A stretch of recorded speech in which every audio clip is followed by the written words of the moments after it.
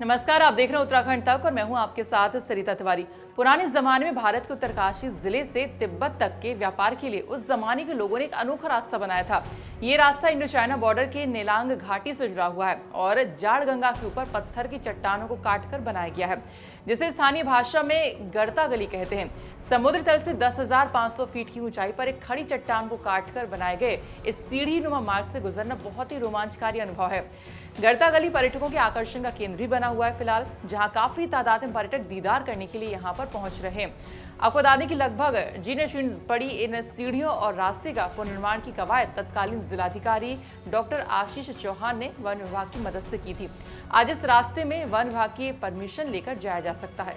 हम मौजूद हैं गंगोत्री धाम से लगे हुए एक ऐसे पर्यटक स्थल पर जो कि इंटरनेशनल फेम में अब आ चुका है। यहाँ पर वन विभाग के द्वारा अनोखी सीढ़ियाँ बनाई गई हैं जो पत्थरों को तराश करके बनाई गई है, जिसका इतिहास अगर जो यहाँ के स्थानीय लोग हैं उनके द्वारा जो बताया गया है और उसका इतिहास अगर हम जानना चाहें तो 1962 में इंडो चाइना बॉर्डर के पास नेलांग जादुंग जैसे गांव थे जिनको विस्थापित कर दिया गया, और उन गांवों तक जाने के लिए जो तिब्बत के जो लोग होते थे वो घोड़े बकरियों की सहायता से बकरियों के पीठ पर सामान खाद्यान्न आदि को लाद करके पत्थरों को तराश करके बनाए गए रास्ते के द्वारा वो अपने गंतव्य स्थान पर पहुंचा करते थे। लकड़ियों की बनी हुई अनोखी सीढ़ियाँ ये यहाँ पर लोगों के लिए कौतूहल का विषय बनी हुई है। हालांकि ये सीढ़ियाँ टूट चुकी थी, लेकिन उसके बाद पर्यटन महकमे के द्वारा और तत्कालीन जिलाधिकारी डॉक्टर आशीष चौहान के द्वारा उस बात को पॉइंट आउट किया गया और उस पर काम करना शुरू किया, जिसके बाद वन विभाग के सहयोग से इन अनोखी सीढ़ियों को एक बार दोबारा से पुनर्जीवित किया गया। जो टूटी हुई जो लकड़ी की जो पट्टियां थी उनको निकाला गया और वहां पर तराशी और नक्काशी के द्वारा बहुत बढ़िया तरीके से उम्दा सीढ़ियों का निर्माण किया गया, जो कि काफ़ी रोचक है। ये सामने ये बोर्ड है, ये लिखा, ये जो एरिया है ये साफ इसमें गाइडलाइंस लिखी हुई है कि यह क्षेत्र गंगोत्री राष्ट्रीय पार्क उत्तरकाशी के अंतर्गत स्थित है, अतः वन्य जीव संरक्षण अधिनियम की धारा 1992 के अंतर्गत राष्ट्रीय पार्क के लिए निर्धारित समस्त प्रतिबंध लागू होंगे। यहाँ पर बिना प्रवेश शुल्क के नहीं जाया जा सकता है।